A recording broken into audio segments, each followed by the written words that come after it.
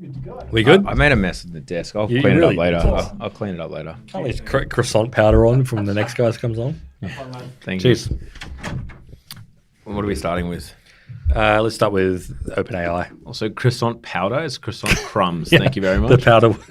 I was bouncing off the La Paz conversation. OpenAI. Welcome home. Sorry. Welcome home. Sorry, do you want to start that again? Because that was a bit abrasive. Welcome home, James. Thanks, Raf. It's good to be here. Did travel open your eyes? Travel did open my eyes. Did absence make the heart grow fonder? It certainly did. Yeah. I was sitting here in Mexico thinking, when can I get back to the down round desk to talk about technology?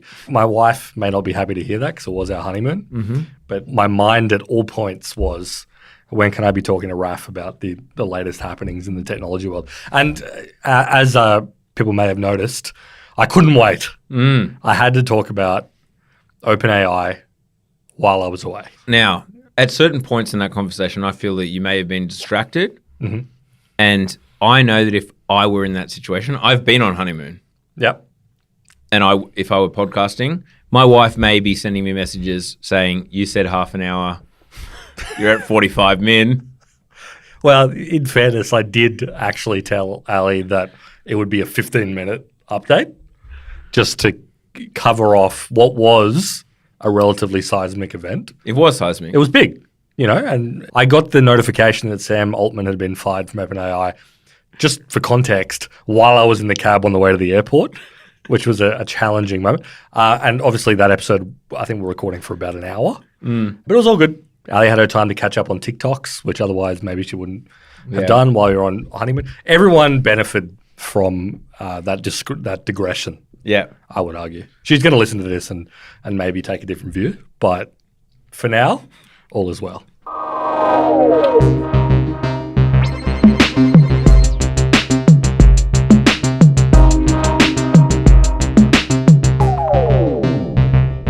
But we're back.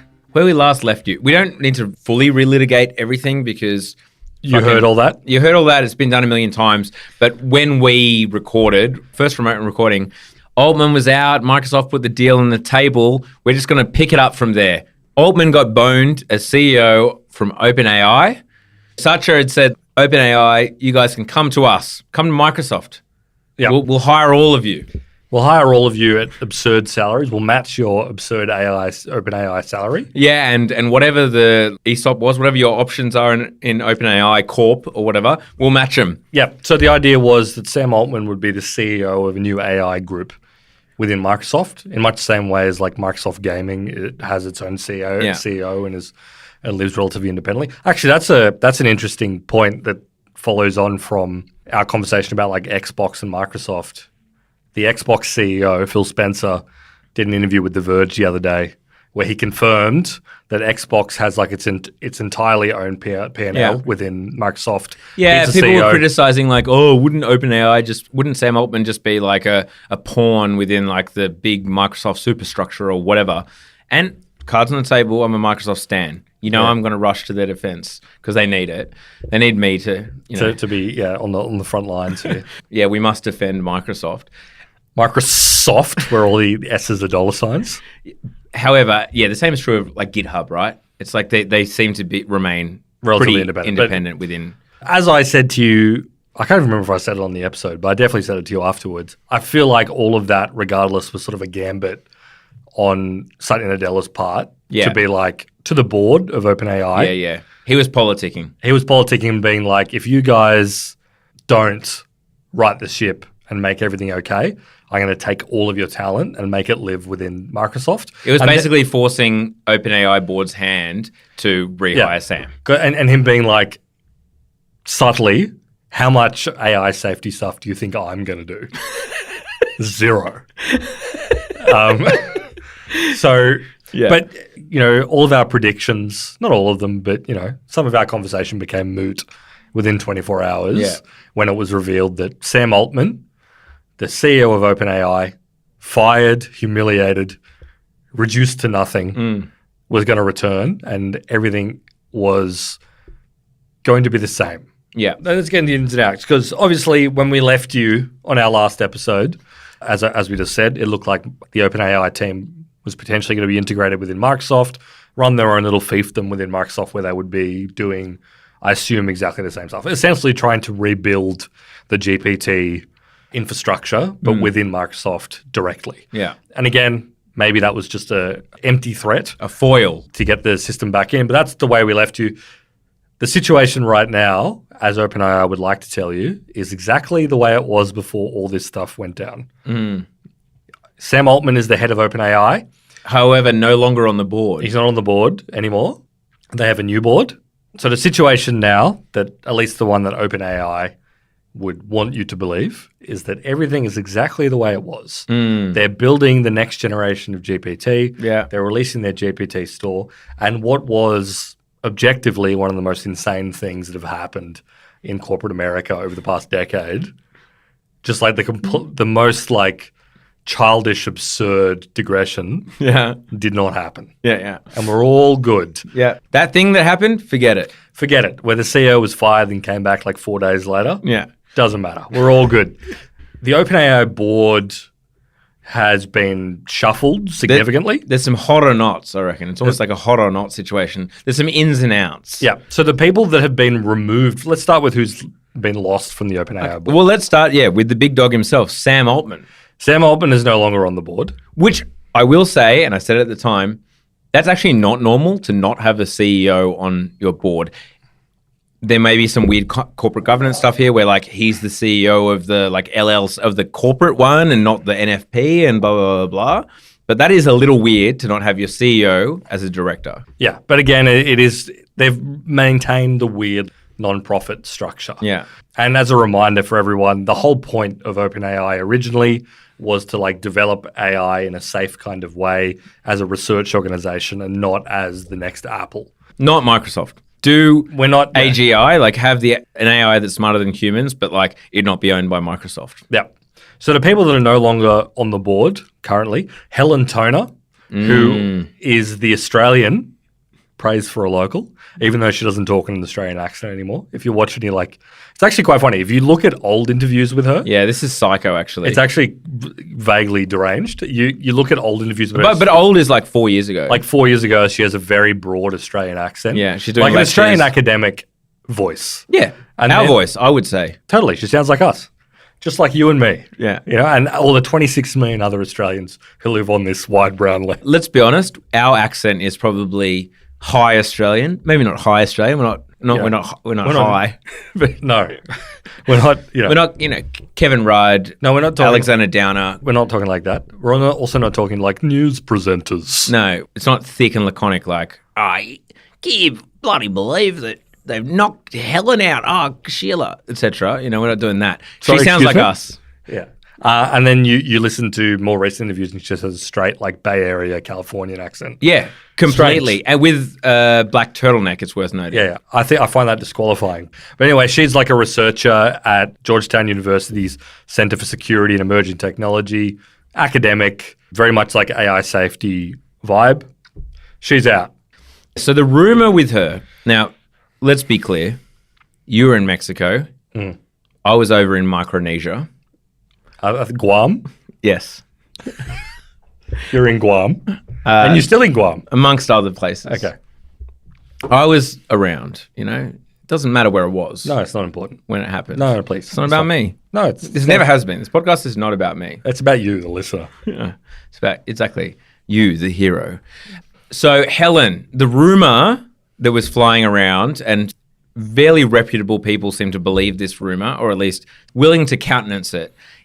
Well, some parts of this aren't rumor, I should be clear. So she wrote an article for an academic journal about AI safety very recently. Basically said, A, that like some elements of what OpenAI were doing could be perceived as not being safe, and B, there are some elements of what Anthropic were doing that were better than OpenAI. And as a reminder, Anthropic, they're behind Claude, which is like a GPT competitor, and Anthropic are former OpenAI employees who left because they thought OpenAI was not being safe in its development. And an OpenAI competitor who wants to be more safe than OpenAI of former OpenAI people. So the initial rumor was that Sam Altman was furious that she would dare criticize OpenAI in a public forum like this. As a board member. Yeah, as a board member in this academic. And which, to be fair, that would be a little bit, It's unusual for a board member of a company. Yeah, yeah. You're supposed to be representative of the organization. However, the rumor then continues that Sam Altman actually didn't give a fuck because no one's reading that friggin' academic article, like journal article, because no one does. There's some stat about like the average academic journal article is read by 0.9 people, something like that. Sure. Yeah. That may or may not be true, like everything we say. Yep. This is not financial advice. This is not financial advice. Do your own research. Etc. But he was basically using it. He wanted her off the board. All these AI safety freaks, not that she's a freak, apparently she is, does her thing, whatever. Not a freak, does her thing. But, Sam wanted go. He wanted her off the board. He used it as a cudgel, as a wedge to say, he called up the other board members and been like, this is no good. Get rid of Helen off the board. She's got to go. You can't be criticizing us. In a public forum like this, the other board members were like, you don't believe that because realistically, as I said, no one reads these fucking articles, and it was a very legitimate article that she wrote. Yep. You're using it as a cudgel to remove another board member, which is highly inappropriate. So this is actually the catalyst that we're going to use. In particular, Ilya, who was he's the fence-sitting guy who the head scientist we talked about before. Ilya Sitskeva. He was the chief scientist. Apparently, it rubbed him up the wrong way because he actually largely agrees with Helen. And so the rest of the board saw this as an opportunity. Get Ilya over. Now is our moment. This is the context right now after Sam has done this miscalculated attempt to remove Helen. Ilya's on board with us. Let's boot Sam. Sure, it's a weird context and OpenAI is at its peak. ChatGPT is popping. Everyone loves him. But this is our only opportunity now because Ilya will side with us because he can see through Sam's attempt to move Helen. So let's strike now. And it worked. Briefly. And it very briefly worked. That's one kind of theory of the case. That's one theory of what went down at OpenAI that people are talking about. So anyway, if it was Sam's goal to get rid of Helen Toner, masterful gambit, sir, because she is no longer on the board. Neither is Ilya. As I said, chief scientist of OpenAI. He was the guy that pulled the trigger. But then flip-flopped. He flip-flopped and he came back, and now apparently they're great friends, him and Sam. He's apologized for his conduct in removing Sam, and now they're doing a lovey-dovey thing, but he's also off the board. And so is Tasha McCauley, who's married to Joseph Gordon-Levitt, the actor. This is one of the things that a lot of the AI accelerationist people were like, who is this fucking woman? She's married to Joseph Gordon-Levitt, and that's her only credential to be on the OpenAI board. She is an entrepreneur and has done a bunch of stuff. She was the CEO of GeoSim Systems, which was an automated city modeling platform. I don't know what that means, but that's what she was doing. She's also off the board. She's had the least reporting over what her whole role was in this sort of thing. But she was just on that side. She was on the fire Sam side. Yeah. So those three have been ejected essentially. Helen Toner's off, Tasha McCauley's off, Ilya Sitskeva is off. And Sam's off the board, but he is CEO, so let's be frank about what his position of power is. Totally. They've replaced this team with some other members. So the number one is Brett Taylor, who is former co-CEO of Salesforce and also is on the board of Shopify. And he's kind of a professional tech industry sort of big dog, maven, mediator.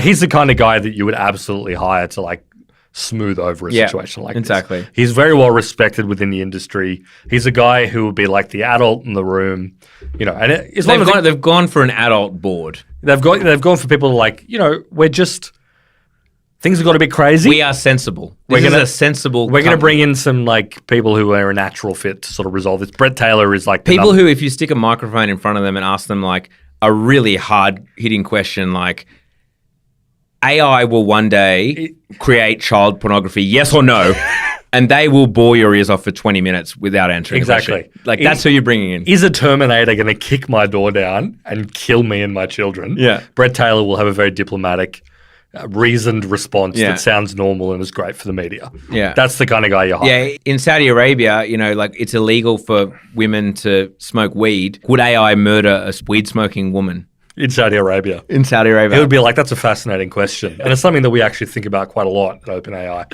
And then 20 more minutes of conversation. Yeah.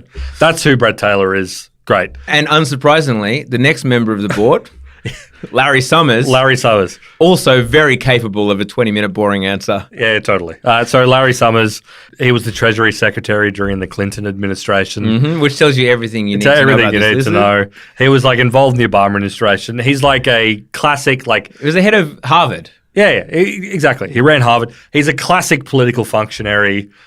Obviously knows how to negotiate with like Congress and like anyone that might be working on a regulatory basis.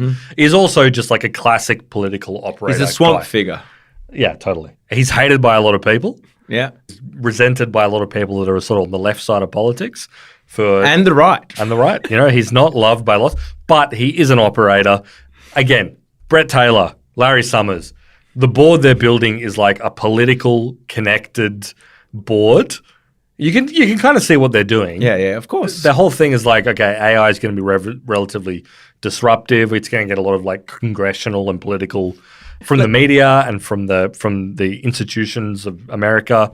We're going to have a board that's going to like negotiate that. Look, in the early days of a startup / a scale up, whatever, like a business, you want people on the board, and this was actually not what OpenAI did, but typically it's a bunch of VCs who are going to make connections in order to grow your business as fast as friggin' possible. Yep. They want your business to grow.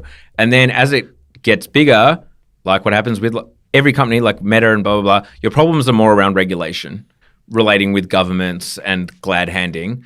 And you end up putting people with these kind of connections who are just like put in rooms and can see off all of those random things. And also regulatory capture, like create opportunities for you in the regulatory space, get you connected with the powers that be, etc.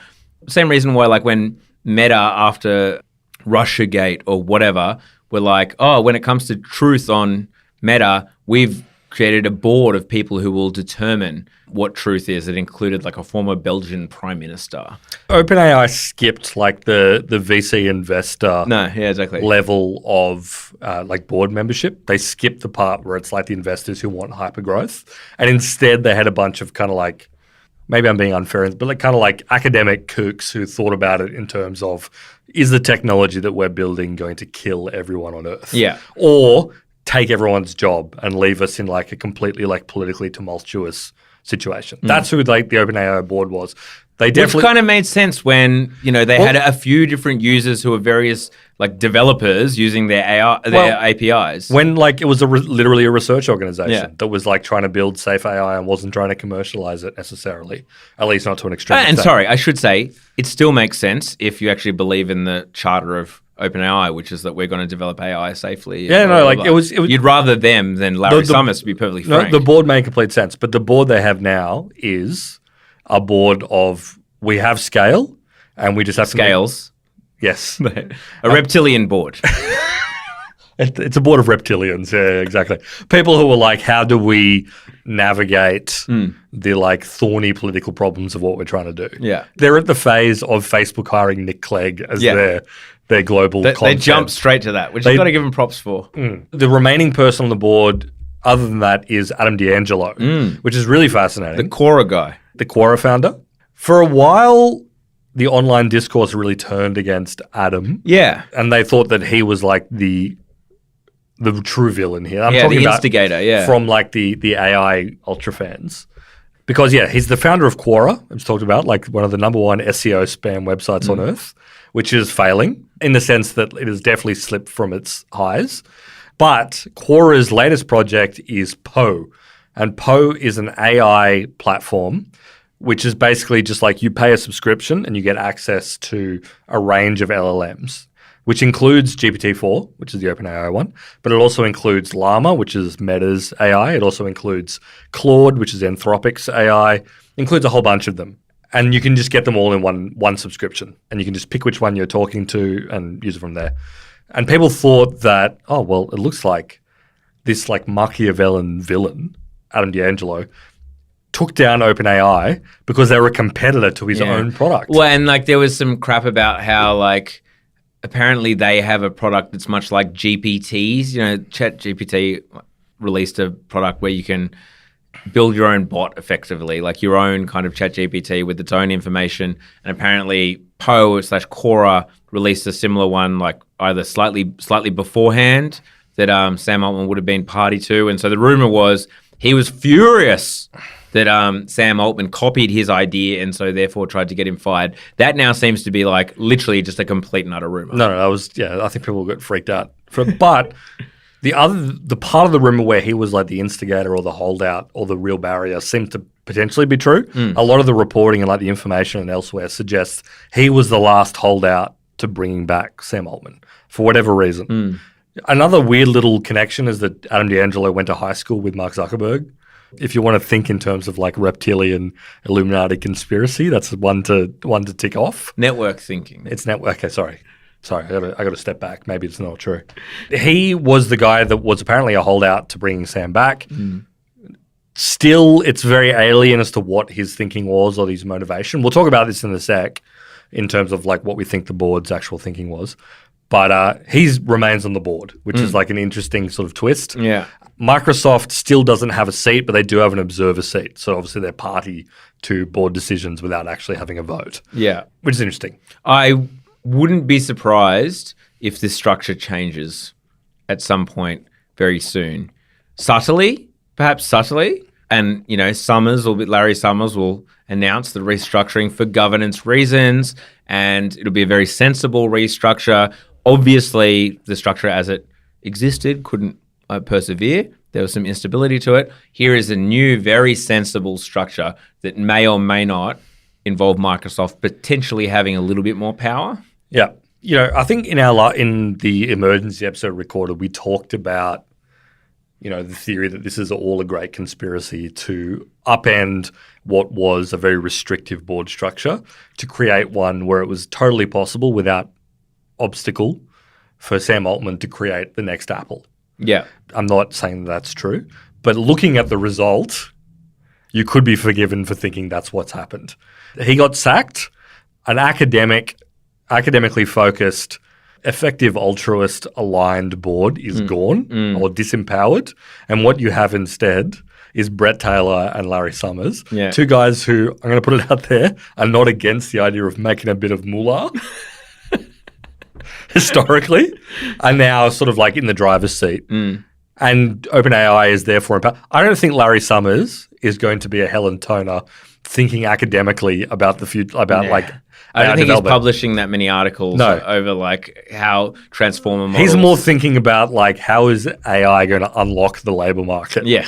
Yeah. And so he'll predict a 1% increase in productivity based on the latest research from OpenAI. Yeah. So the part that we didn't get into too much, it was all nascent and whatever, was that the board, when they were still the old board and then were empowered to make decisions, they had fired Sam Altman. They tried to bring in the Anthropic CEO to run it instead. Because you said Helen Toner liked the way that Anthropic was operating more than they liked how OpenAI was. Didn't work. He immediately turned them down. He was happy to stick there. They wanted to try and merge Anthropic with OpenAI. Crazy call to receive if you're the CEO of Anthropic. Yeah, do you want to come back and... your number one competitor who's like way bigger than you. How about running it? How about running it and bringing your whole team in? Didn't work. But they brought in Emmett Shear, who is the former CEO of Twitch. Did we even talk about this in this episode? Yeah, we did. We talked about this. He's an AI safety guy. And that's right. AI safety guy, AL or reply guy. Yep. But the thing that kind of happened afterwards is that Emmett, who did a big sort of post being like, I'm going to do X and Y and whatever and get an independent investigation going into what happened. I'm very proud. Which is still in the cards, by the way. There's still going to be an independent investigation. There's still going to be an independent investigation. But the reporting from like the information and a few other places suggests is that he went to the board and said, can you explain to me in concrete terms what Sam Altman did wrong to get fired? Well, again, to reiterate, the board suggested that he had not been candid. He'd not been candid. He'd in some way he'd either obscured the truth or lied to them. Is what the implication was. And the natural takeaway among the people that were arguing about this endlessly on X or Twitter was this is a war between AI accelerationists and we did an episode on the effective acceleration movement. Our paid listeners will know about it because it was a paid episode. But if you're not a paid listener, go back and have a listen. We'll link it in the description. I was given some feedback. You guys always say you guys being me and you, James. I'm talking directly to James here. Yep. That like you guys always say like, oh, go back and listen to this episode, and a smart podcast would link that in the description. Yeah. Link in the description to our EAC episode.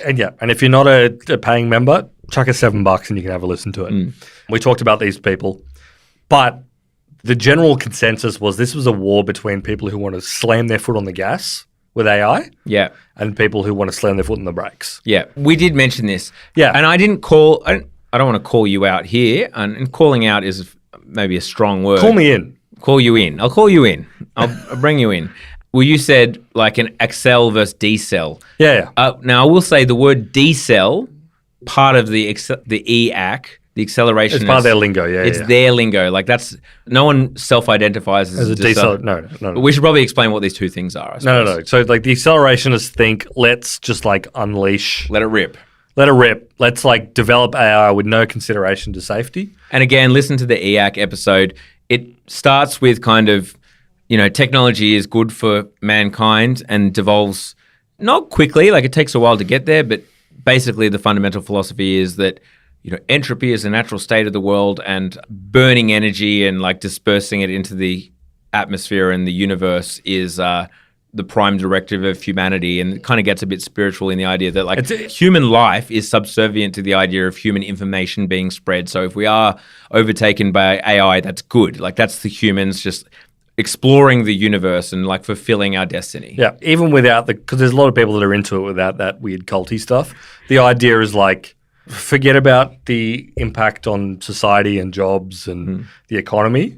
Let's just like develop AI at an insane pace. It's probably fair to say because it's like, you read the manifestos and yes, they end in all humanity should die. Yeah. But like, totally. But you're dead right that 99% of people who are like, this EAC thing seems pretty cool are just people who want to make heaps of money and hate regulation. Yeah, totally. It's like it's standard like vaguely libertarian sort of stuff. And they're like, this guy's really cool. Don't know about some of that stuff, but like totally agree with it. Let's let AI rip. Yeah, and we'll get back to this in a sec because there's a development in this world too. But the other side of the coin being people like, hold up, wait, this might cause issues if we just like develop LLMs or AI and intelligences at a regular level. What happens to like the humble office worker and data entry specialist? What about guys that get on their laptop and just send emails? What about internal comms?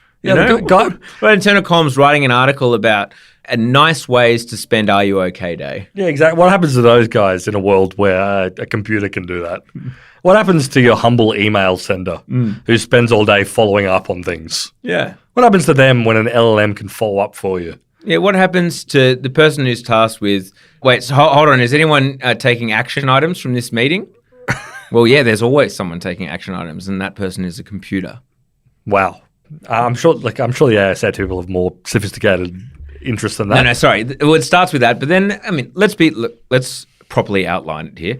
They're obviously worried about diversity issues and, bias in AI. Bias in AI, That's one thing, is who is the coolest person? Like, what if the AI always says a chick smoking a dart into footy, and doesn't take into consideration non-smoking men on a tech podcast, for example? Imagine that. That would be a bias. Imagine if you asked, who is the coolest musician on earth? And it said Jamiroquai.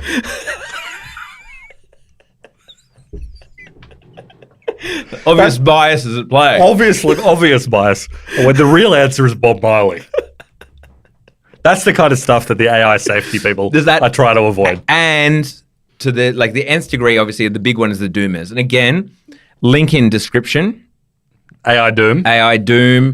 Paperclip theory. What if you ask the AI, like, hey, beat this grandmaster at chess? The AI just does whatever it can to beat that AI grandmaster at chess, including manipulating his DNA and, sending that off somewhere to, like, change his water supply in his house. And what if AI kills everybody? What if AI kills everyone? And, again, listen to the AI Doom episode. In some ways, I have respect for these fellas being a gender-neutral term, because if you genuinely believe, because there's a lot of people out there, famous people who are like, I put the chance of AI wiping out humanity at 5%. It's like, if you believe that, if you do believe that, then you should be like our boy, Eliza Yudkowsky, and say, if you believe that like AI is literally going to kill us, or there's a good chance, there's a chance, a 1 in 10, like what's the chance of me, flipping tails 3 times in a row? That's the chance that AI is going to kill us. You should be like Elijah and just be like, nuke all NVIDIA data centers. Yeah, anyone with a graphics card,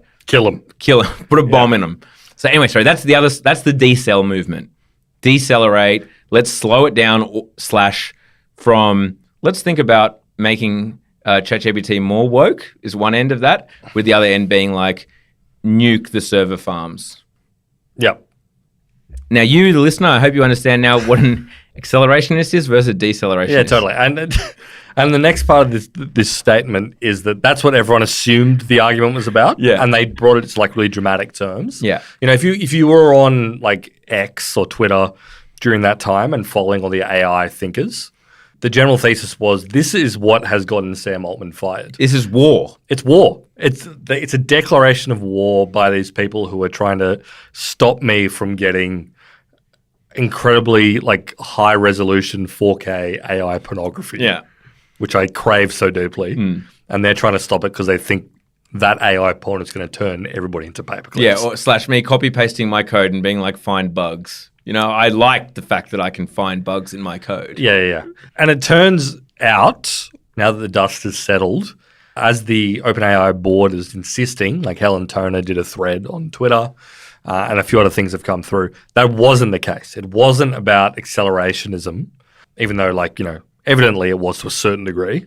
That board wanted AI to be developed slowly and safely. Yeah. But they were like, it wasn't about Sam Altman being like, slam his foot on the gas and us being like, slam his foot on the brakes. Yeah, it wasn't like Sam Altman being like, Pandora's box, I open it. I gotta open that shit. Yeah.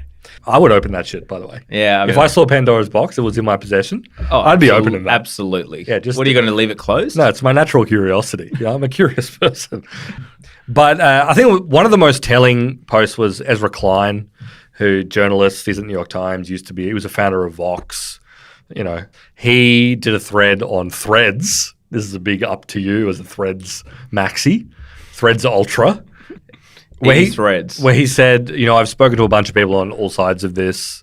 I've spoken to Sam Altman. I've spoken to people on the board. I've spoken to people on the board.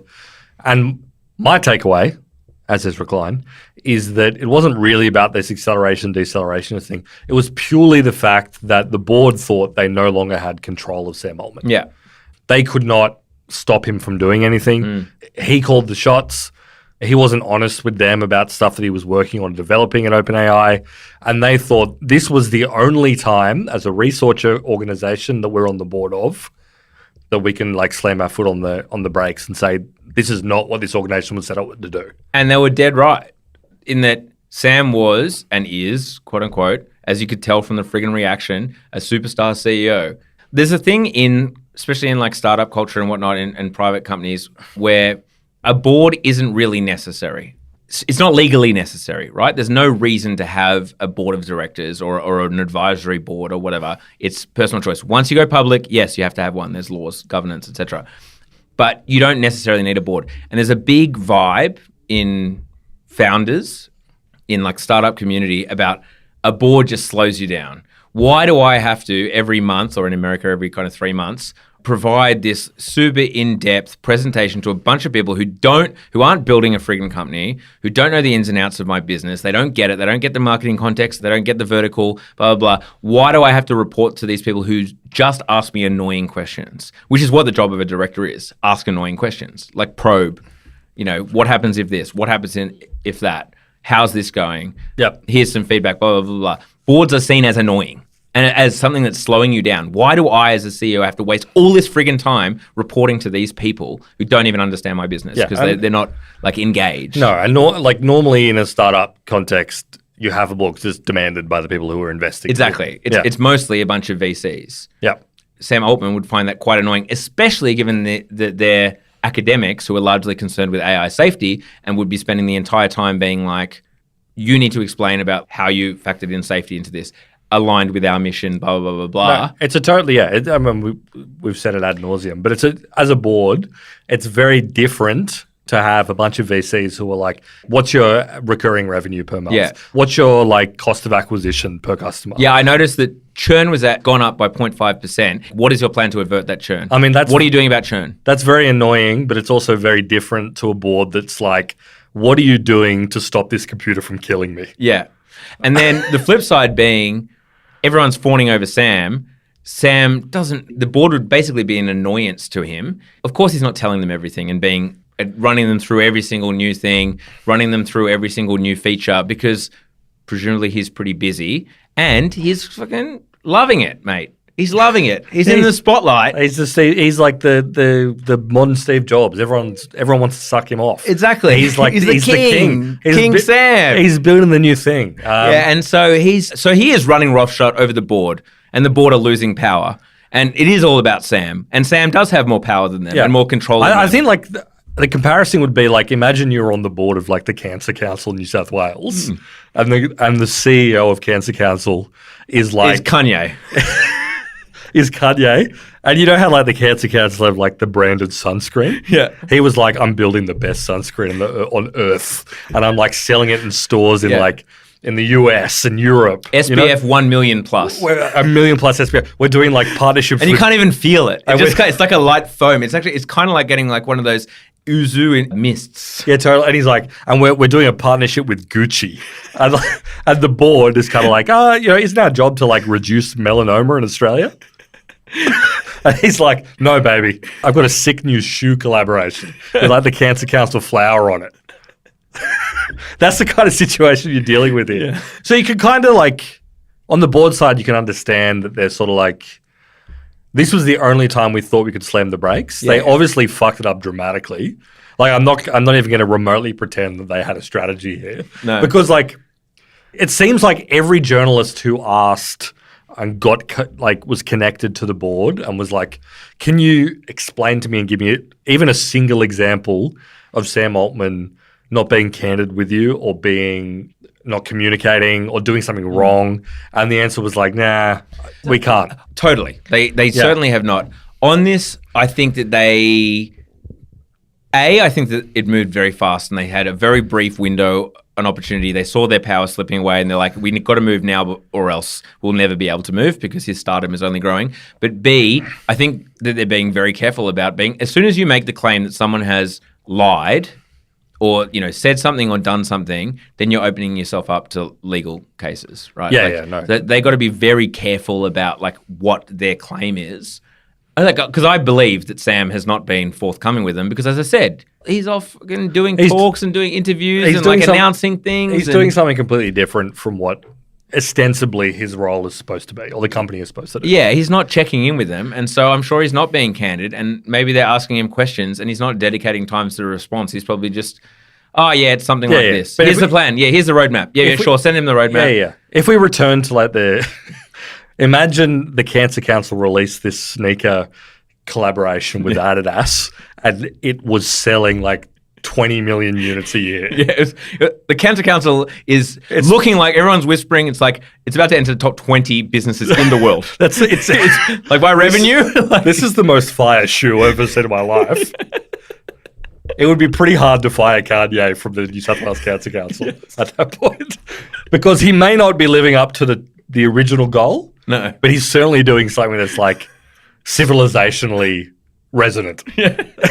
Everyone in the world will be wearing those shoes. We'll wear those shoes and wearing that 1 million plus. And we SPF. haven't quite worked out what the impact is of everyone on Earth wearing the same pair of shoes. But we know it's going to be big. It's going to be weird. Yeah.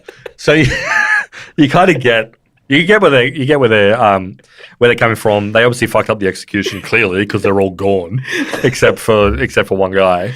But yeah, I mean, on the other side of all of this, it's obviously got to have dramatic effects on how OpenAI is internal culture is working.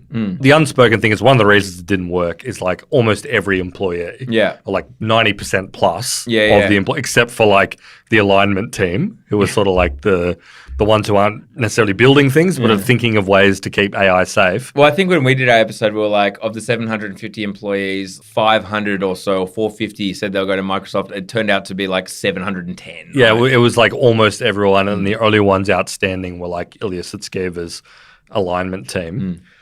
So, I mean, that was completely untenable. Yes. But that's where we were at the time. It was like that OpenAI ceases to exist. It ceases to exist, or it exists with 40 people. All in alignment. None of whom are like engineers or anything. So again, you got to ask the question of like, did they think about whether like the culty vibe that had been cultivated within OpenAI was able to be stopped by someone? But like, I don't know what they were thinking, but they obviously failed. You would have to think that Microsoft, maybe they're more comfortable with the current board structure. They would have to be, but you would think they would be like less certain about their relationship with OpenAI. They may have like risk calculated out the arse to make sure it was okay. But I don't think any of them would have anticipated something like this happening. No. People keep saying like, how could they do this without any a board seat or whatever? How could Microsoft have invested all this money in OpenAI without a board seat and without any power? Like, what a big failure of governance. Microsoft would have run it through a risk. They would have dotted the I's. They would have been highly aware of the fact that they didn't have a board seat, and of the weird governance structure. This wasn't just like they just was like, oh, no, who cares about the governance structure? We'll just invest anyway. They would have run the numbers. They would have done the due diligence. They would have done the scenario planning to a certain extent, like maybe, as you said, not to like, we're going to have a random board coup. Like they might not have run that. They would have been aware of their situation, and they would have had in the mitigated column, like how to, like risk mitigation is like board goes funding. Crazy. Yeah. But board goes crazy, pull funding. Yeah. Like leverage investment and reliance on servers in order to like achieve the outcome we want. Also, other like risk mitigant is like owning the IP of OpenAI in perpetuity, so we always have access to their models, et cetera, et cetera. So they would have done some planning, but yes, it still isn't a great look. Let's be perfectly frank. If you're a Microsoft shareholder, to be like, what was your due diligence over this large investment that you're putting a big part of Microsoft future on? You're betting the farm on a company and investing billions and billions of dollars into a company that is overseen by a bunch of people you have no control over, who have completely different priorities to you. Yeah, I want to like flag, you've invested billions and millions. A lot of that, quote unquote, like money is in like Azure. That's true. Like credits, basically. Sure. Like we're talking about like a big, if you do a startup, for example, you got basically three choices, let's be honest. AWS, Google, or Microsoft. And it's pretty easy to get yourself, a good 50K in credits. I see the OpenAI deal more like a just, 16 billion kind of. No, 9 billion like Azure credits. A lot of it was Azure credit, but it's still like an output, and over time, like I think that the risks were not quite as high as like people make out. No, you're probably right. But even aside from like the actual material output, they were still betting the farm on integrating this technology into everything. Yeah. And it is. It's like they threw it into Bing amazingly quickly. It's in Windows, like it is there. Office, whatever. So they're betting the farm on it. And part of that bet was that into an organization that you don't have control over, and the people that do have control over it have diametrically opposed priorities to what you have as Microsoft. So you would have to think that they are, even though it looks a lot more stable potentially than what it was before, you would have to think that Satya Nadella is maybe a little bit less certain. Because like the other side of it wasn't just they had no control. Microsoft did not know until like 2 minutes before the announcement that Sam Altman, their like main guy, the guy that's like the, quote unquote, the next Steve Jobs or whatever, was being sacked from the company they had bet the farm on. Oh, look, my counterpoint to that is, which is fair criticism, I will say, is flip side is think about the agility of a company, the size of Microsoft, to be able to throw their lot in and integrate as quickly as they have with OpenAI, and then once the situation gets seriously rocky, be able to navigate it. And let's be honest, like Satya Nadella played a large role in whatever the fuck happened over that kind of 72 hours and come out the other side basically with more power and a win. Yes, like should they not have put themselves in that position, in the first place? But B, if you can back yourself to get out, you move fast, you back things. They have undoubtedly they're basically in the number one spot when it comes to AI now, which no one would have predicted 6 or 7 years ago. No. Like if you're like, there's going to be a dominant company in AI, who is it? People saying Microsoft is not on the bingo card. No. Yes, I think they took a huge risk with the gamble with OpenAI. And at this stage, if we look back in 5 years' time, the Sam Altman thing will probably be a blip. And if anything, it's like, that was when Microsoft consolidated their power over OpenAI. Yeah, I think you're probably right. And we talked about, it was interesting because at the end of our emergency episode, we said, for the first time since OpenAI and ChatGPT and whatever became household names or reasonably household names, like the future of AI is up in the air. Like anyone could step in now and take over. Maybe it's Anthropic, maybe it's Google, maybe it's whatever. And it's interesting the level to which the situation seems to have stabilized. OpenAI is sort of back on top as like the clear winners, at least for the near future. Yeah. The other thing that's happened... Can I say, did you get an email, maybe it was this morning, if not like yesterday or something, from OpenAI being like, just a quick announcement on GPTs? Because I got this one, because I don't know, I've made a few or whatever. We know that we announced that GPT's marketplace would be out before the end of November, I think it said. Oh, yeah, I got this. It's been delayed. They were like, some stuff came up. That was basically what they said, almost verbatim. It's been delayed, but we are still intent on releasing it. Yeah. So they're still doing the GPT store, which is like the app store kind of vibe of custom ChatGPT rollouts, essentially, or models, was theorized as one of the things that pushed the board over the limit to say that we need to put a stop to this. I don't know if, based on the information we have now, if that's true, but anyway, whatever. But one of the other announcements that came out is that Google, who have been, Google released Bard, which was like a rushed out LLM competitor to ChatGPT and was not that good. A lot of people, no one's really using Bard to do anything productive. They rushed that out, but they're also working on one called Gemini, which is supposed to be like a GPT-4 at least challenger, maybe better, at least at the level of GPT-4. They've announced that that's been delayed again, further into 2024. So the idea is that the situation has stabilized at OpenAI. None of their competitors, there's a lot of like GPT-3 level stuff. Twitter or Elon Musk's Grok is kind of at that level. There's a few other ones that are at that level, open source, whatever.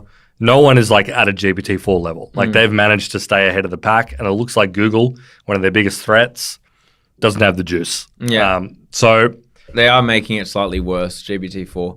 I saw people on Twitter being like, have you like I've been asking it for code and it's giving me like a vague example and saying you do the rest. And I was like, that's weird. That hasn't happened to me. That's been now happening to me where it's just like, I'm like, yeah, I need code that says this. And it's like, well, the way you could do it is, here are 5 steps, and like here's a little bit of an example code, and now look up the documentation and do it yourself. And you really have to be like, no, like I want you to give me the code. And sorry, apologies to everyone who got spammed from Downround, like a Downround email. I do blame ChatGPT and incomplete code for the fact that I sent an email out to many of you, of all of our premium subscribers with no content. But that is the fault of ChatGPT, I think, trying to cut down on the amount of tokens. Yeah, I don't know if it's like relevant to what's been going on at the corporate level in OpenAI, but it does seem like a lot of people have complained that ChatGPT or GPT-4 or whatever feels neutered because and it's not performing as well as it has. And it's evident to anyone that uses it regularly that it does seem to be like putting out shorter answers, worse code.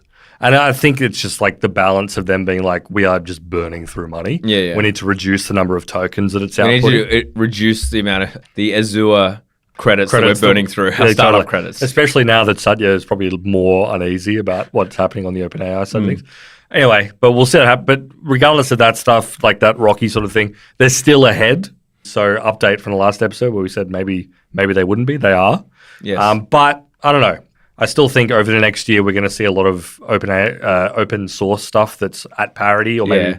And as we said in the last episode, like it's still pretty unstable, the corporate structure, even though like they're obviously trying to consolidate and they're obviously trying to make it a bit more of a formal kind of private board, it still has a weird structure. As I said, my prediction is that we will see some consolidation in the company constitution or whatever it is over the next probably months, especially once this has all died down. It'll probably be a very kind of quiet Friday night push out. The directors have deemed this. There's been an update to the constitution, moving on. It makes it a bit more interesting. That's definitely more interesting.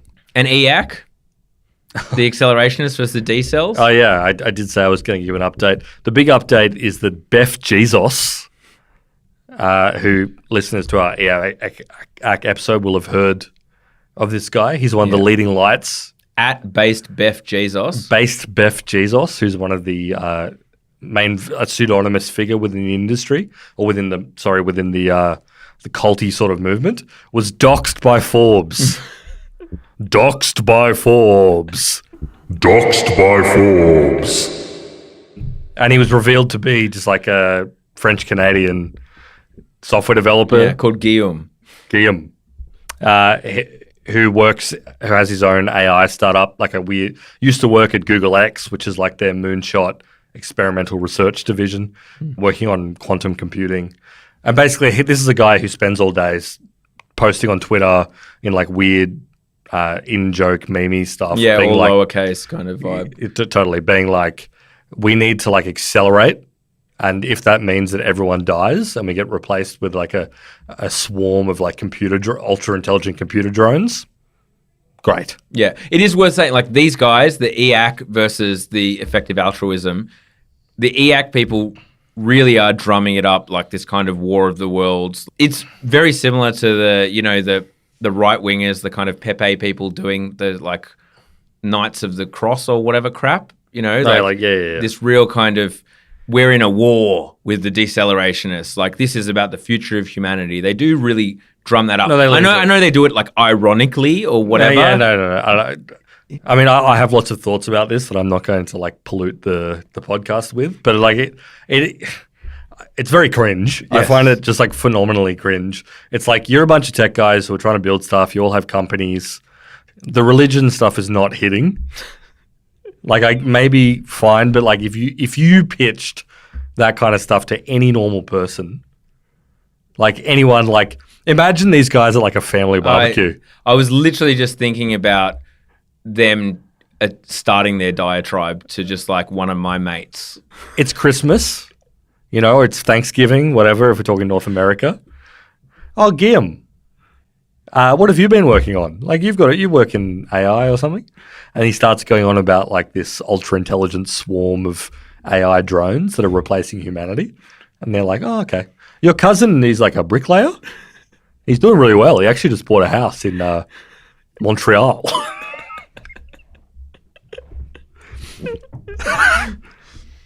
Work on this stuff, great.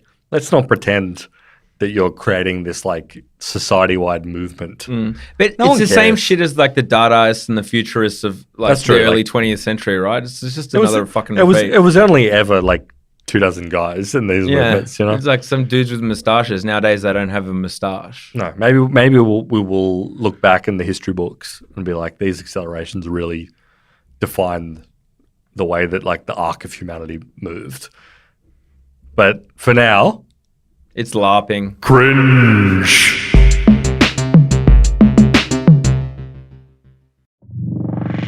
If you're listening to this, you are not subscribed to Down Round Premium. If you were subscribed to Down Round Premium, you would be getting a second episode a week. You wouldn't be hearing this. You wouldn't be hearing any other ads either. If you go to downround.net, you can sign up right now, get access to the whole back catalogue, extra episode a week, no ads, $7 a month. Pretty good deal, James. Spectacular deal, Ralph.